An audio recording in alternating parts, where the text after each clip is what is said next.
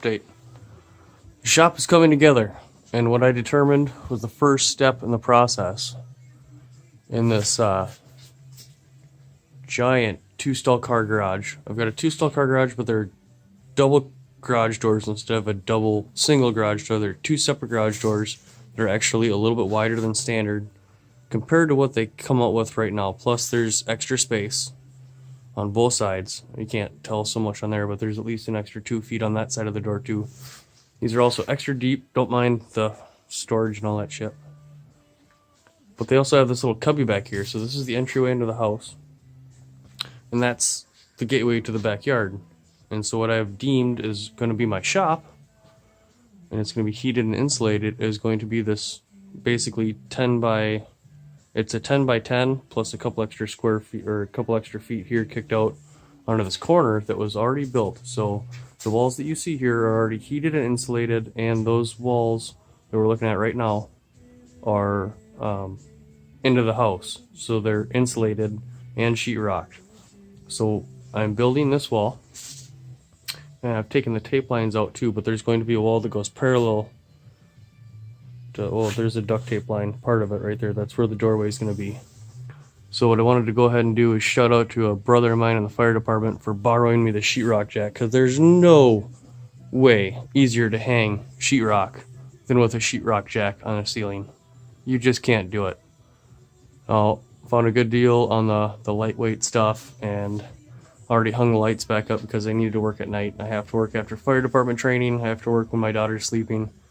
But I know a lot of you drywall guys are going to just absolutely cringe, but I'm a complete amateur at this. I've done wallpapering and painting and you know, mudding and taping and stuff like that too, but mostly painting and slate remodel stuff.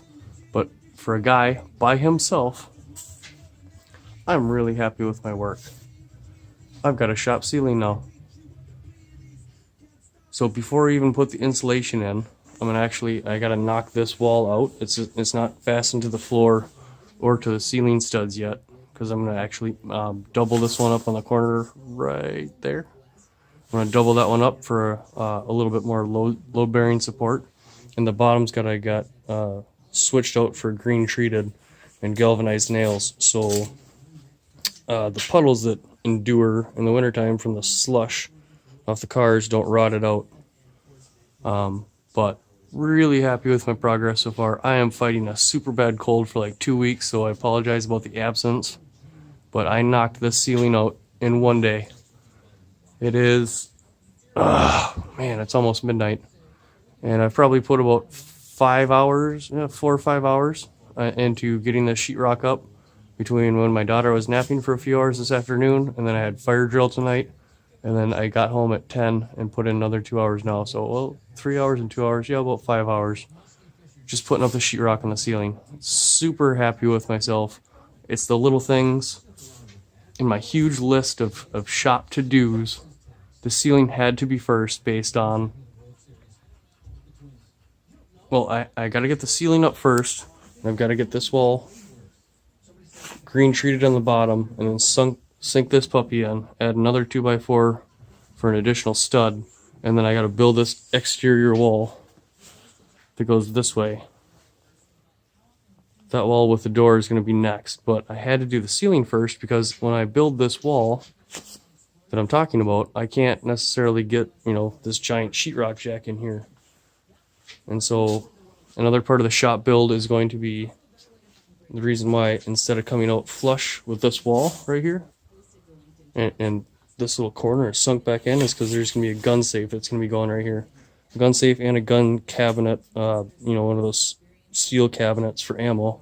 And they're going to be sunk into not only the floor, but the walls too. So they're not going to be able to be tipped over.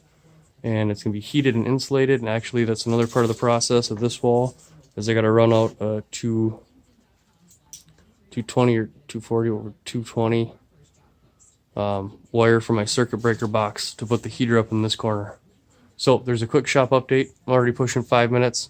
See you guys in the next video. Thanks for tuning in again. Thanks for subscribing. Love all you guys. See you in the next video.